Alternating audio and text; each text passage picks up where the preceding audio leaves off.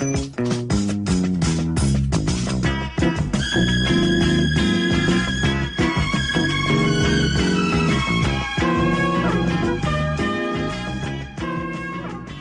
so in this video we're going to run through some of the more popular xex loaders. For those of you who don't know, xex is a common file extension for an Atari 8-bit executable file, and these are all Atari 8-bit multi-cartridges. Some of them have RAM and the capacity to emulate other cartridges, some of them don't, but what I'm going to focus on here is the usability and the efficiency and performance and feature set of the xex loading of these cartridges. So the first one, anyway, is the MyID2 cartridge, which has been available for I think about 8 or 9 years. Nice solid piece of hardware, compact flash based. Sci2 cartridge, compact flash based again. Similar kind of feature set, doesn't have any RAM on it, so it doesn't emulate cartridges, but it does have built-in Sparta-DOS-X, and it does integrate with Ultimate 1MB machines to give you OS agnostic PBI hard disk. The Ultimate cartridge, I think 5 or 6 year old design, SD card based this time, and uses I think an Altera FPGA, but I was involved with this one in a fairly superficial level of writing a prettified loader for it. This one has about 1 megabyte of RAM in it, and it will emulate cartridges, followed by the Multicart. And yeah, it's a nice little device, quite cheap. I don't mean that in a derogatory sense. It's inexpensive, it's ARM based, and it takes a bus racing approach. SD card, micro SD card this time, does cartridge emulation, xex loading, and ATR loading as well. Some disk image support there through a soft loaded operating system. And finally, the EVG cart, which is I think the most recent one, the most recent design. This one does cartridge emulation. I think it's got 1 megabyte of RAM, so it'll do the biggest cartridge types. Does xex loading, does ATR loading via a soft OS, and it has a side 2 emulation feature, SD card based by the way, and it provides IDE emulation for the SD card. Bonus extra,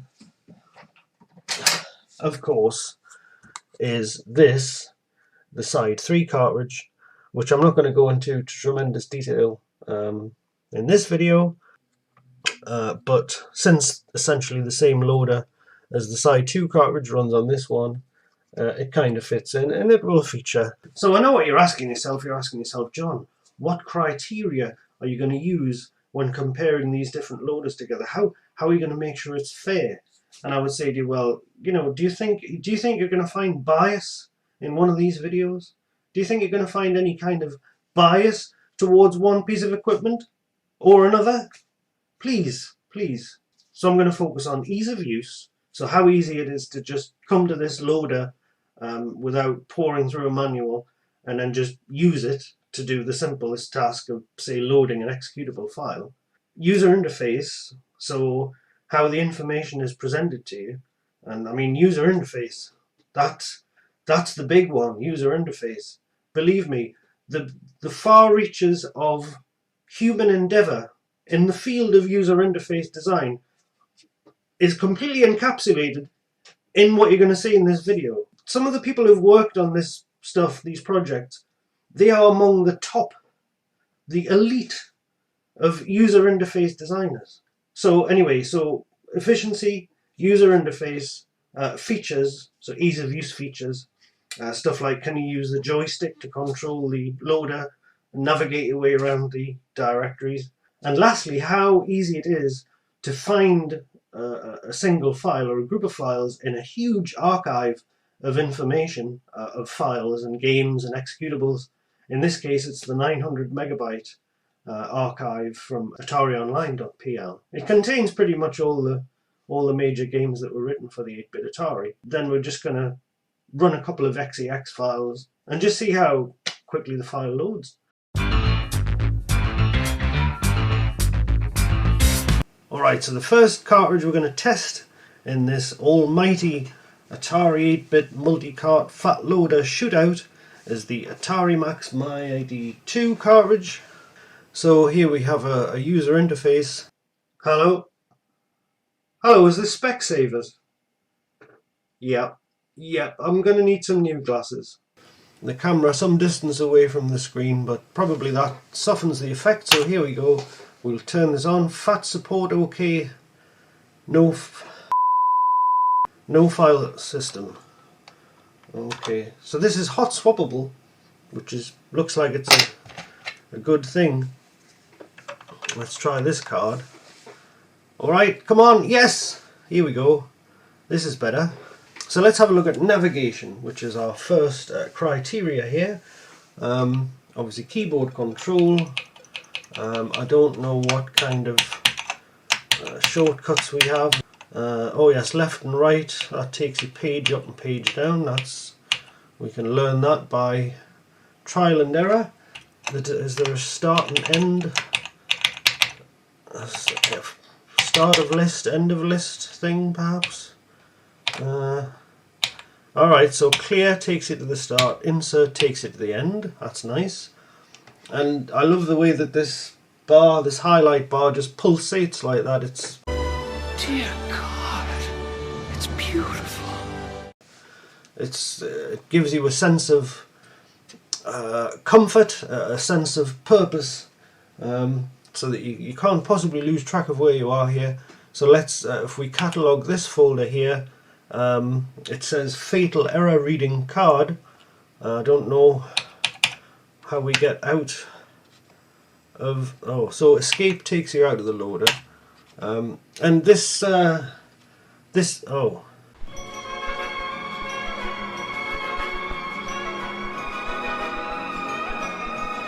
No file system. Perhaps I should use a different computer. Alright, I've gone for an 800XL instead here, and this card is reading again, so this is pretty good news. Okay, so I'm going to look here at the first criteria, which is loading time for directories. So let's see how long it takes.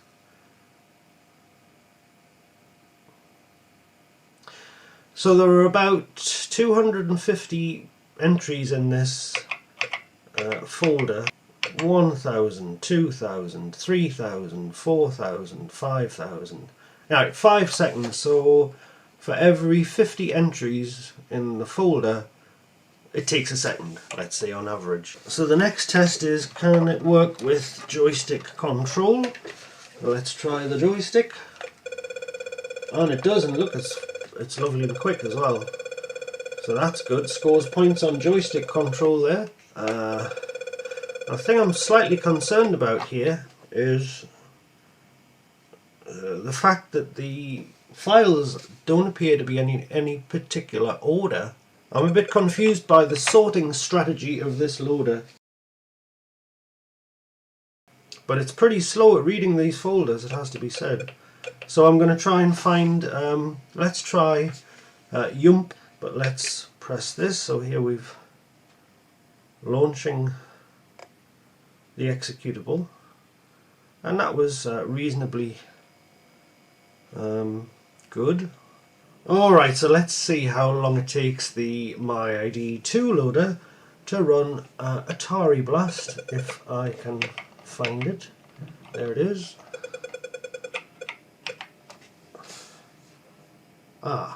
Okay, so the file's too big, so we can't actually run the Atari Blast test with this loader. So, yeah, sorry. Alright, so I've prepared a compact flash card with the archive from AtariOnline.pl, which is very nice. This comes up in alphabetical order because it's just been copied to the card in alphabetical order. And I use this one to test the search facilities of my loader and, in this case, various other loaders. So So this folder has, well, we don't know exactly how many entries it has, but it has more than 250, and I'm not sure how we get to the rest of the files. Now, the one thing I do need to point out, of course, this isn't a comparison of hardware. This is a comparison of the loaders on the hardware. And it's worth pointing out that this cartridge does have RAM on it, and as such it is able to load a certain cartridge format and emulate cartridges. So I need to point that out because that is a feature of the cartridge. But there is a facility on this cartridge, or in this loader in fact, to I believe install a RAM based operating system that will allow you to run disk images, so that's worth mentioning.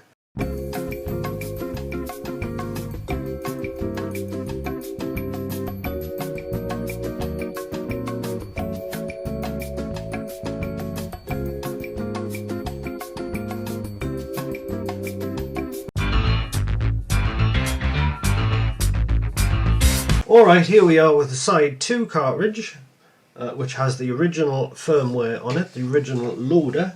So I'm just going to turn the machine on and see what we've got.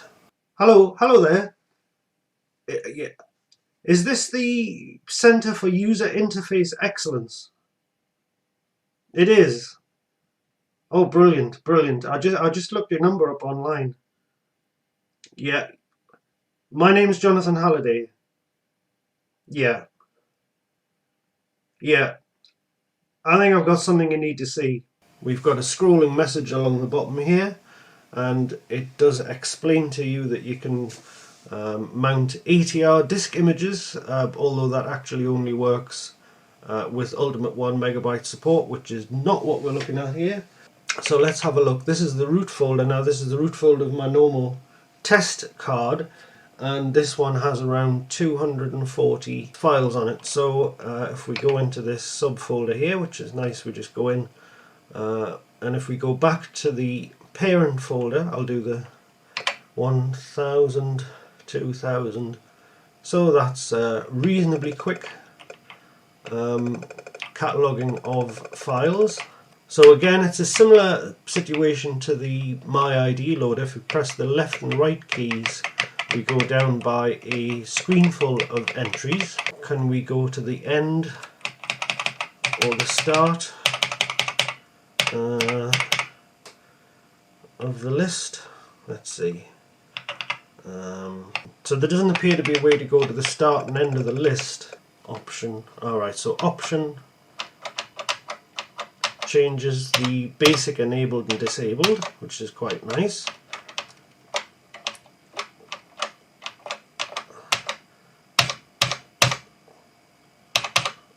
Well, it's a bit hit and miss as to whether it actually registers the key.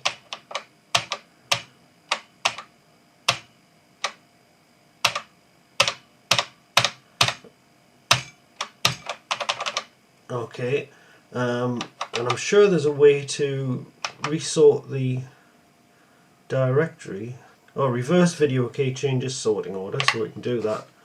So it resorts the list, so you can resort the list in reverse alpha order. So let's test joystick input speed. So the joystick works quite nicely. We can go in and out of folders. Basic is off, there we go. So if we just hold that down, go at the end and run yump.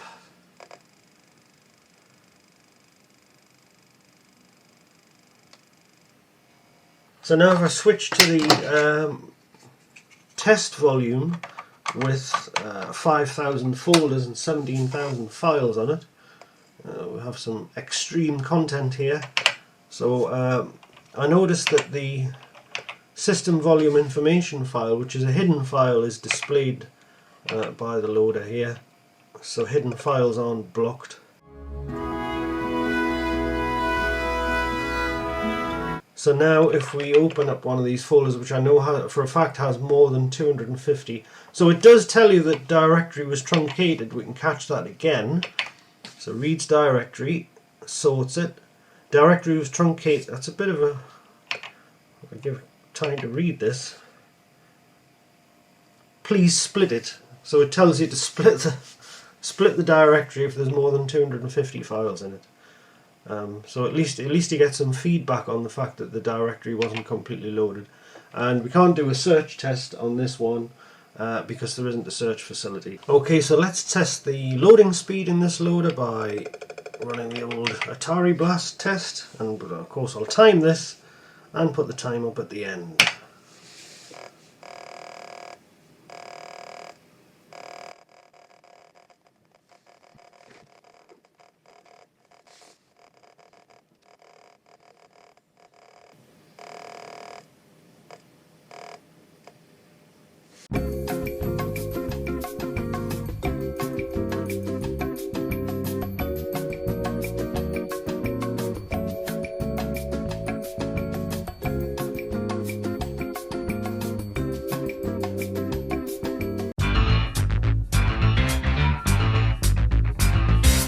Alright, so here we've got the side 2 cartridge, same hardware, but with the newer loader on it. So I'm just going to turn on and see what we get. Alright, so it's remembered, because it's had this compact flash card in it before, it's remembered, and it has several partitions on it, several fat partitions. It's remembered the partition that we were in previously. Okay, so this directory, as we know, has more than 250 items in it, so if we open that one up, what we actually see is the first 250 files in that directory, and we get an ellipsis at the top, and if you hit that, then it reads files 251 to whatever. So it does give you the facility to use longer directories. It's not quite as convenient as loading the whole lot into memory at the same time, but at least you can get to the files if you need to. So if we look at joystick control, pretty much the same as the last one. And this actually has acceleration built into it, so if I can show you what I mean. So if we open that directory again with the joystick, now if I move down,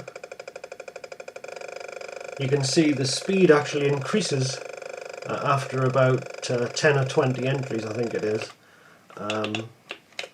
So that allows you to cover a lot of ground, as it were. And of course, since this loader has various different menus, you can move from one menu to the next by going left and right, etc. Like so. So page up and page down on this particular one is accomplished with, again, there isn't some of the shortcut keys are described at the bottom, but by no means all of them. This one happens to be shift control up and down arrow for page up and down, because of course the left and right arrows actually take you from one menu to another. And to go to the start and end of the list, it's actually Control A for the start and Z for the end, like so. Although you can't swap the sort order with this one, it is pretty quick. So we'll go back to the root again and go in. I'll do the old primitive counting. 1,000, 2,000. So yeah, so just shy of 2 seconds we read a sorted order list of 250 entries. I'll try that again in case it was a fluke. 1,000, 2,000, right, so about 1.5 seconds for 250 entries. Alright, so let's go and test the speed of loading here. So we can use the search facility that this loader has to quickly find the YUMP executable. And we hit enter, and we can see it loaded from disk pretty quickly. Go for AtariBlast because it's quite a good test. It has a bank counter, so let's start that one and see how long it takes.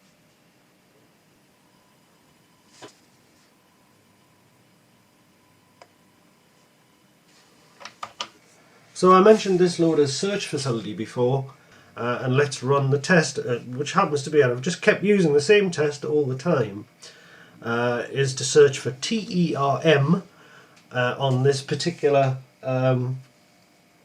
archive here. So let's go and time. So we've got 2 results already, so we're going to time this search and see how long it takes to complete.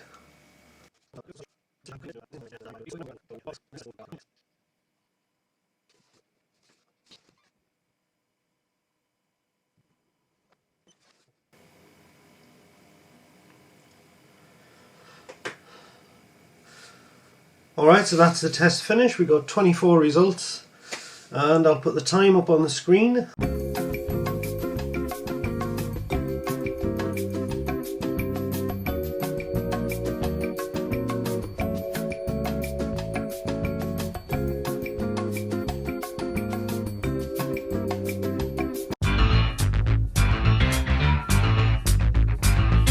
Alright, so here we have the Ultimate Cart, which I think dates from about 5-6 years ago. And this was Robin Edwards' first major project, a forerunner to the Uno cart, rather more expensive, slightly more sophisticated design. Primary purpose is to emulate ROMs, but that's not what we're here for. Test. We're just here to look at the UI of the menu. Now, there was 2 versions of this menu. Robin wrote the original one, I wrote this one. Probably not my finest hour, this one here, because I have noticed on some other displays that these display list interrupts are a little bit messed up at the right hand side. It's bothered me for a long time. So we've got quite a fairly verbose list of shortcuts here. So we press enter, opens the folder. It's nice and fast as far as I can see. We're reading 250 entries. It's so-so. Up directory is left arrow. So let's have a look at that again. 250 entries. 1,000, 2,000, 3,000, 4,000. About 4 seconds to read a folder. So it's not the fastest at navigation. Joystick input, and it does support joystick input, which I couldn't actually remember whether it did or not, but it does, which is quite nice. So we can enter folders using the joystick. Can we get back out using the joystick? Yes, we can. Yeah, that's good. If we go into a folder and we want to get back out, we just nudge the joystick left. Well, that's a nice touch. I can't even remember doing this. But we also have shift control up and down. This one takes it to the start and end of the list, so we can get to the start and end of the list, which I think is very, very useful. And the control and arrow keys move a page up and page down. So we go into a random folder here. So control and arrow takes you page up and page down, which is nice. You get a little arrow here. It's not the scroll bar that you see in the side loader, but nevertheless you get some sort of indication that you're not at the top or bottom of the list and that there are more files to come. So let's test the loading time for, well, let's see if we can find Yump. Now, do we have a search facility here? No, because yes, I don't know what's happened here. I seem to have crashed it. Well, let's start again. So let's just go down to the Y folder and see if we can find Yump. There it is. So Yump. It's a little bit difficult to tell what kind of file is what. It loaded really, really quickly, didn't it? That's pretty good. That's a nice fast loading time as far as I can see. Atari Blast for a rather more measured loading speed test here, if we can find it. And it doesn't appear to have, one very good thing about this is it doesn't have a hard limit of 250 entries per folder. I think this folder's got a good 300 subfolders in it, so this one has no trouble with extremely long folders. So let's go back a little bit. AtariBlast, there we go. Come on, come on, come on. That was quite slow. Why was it so slow to open that folder? I don't know. So I don't know which one we should pick because the end of the file name is chopped off. It's quite annoying. Let's give it a try. Here we go.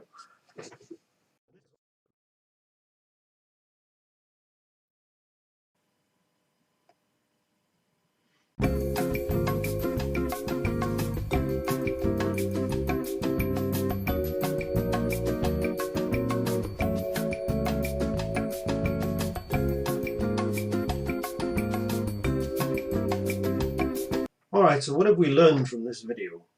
Well, we've learned that I won, obviously.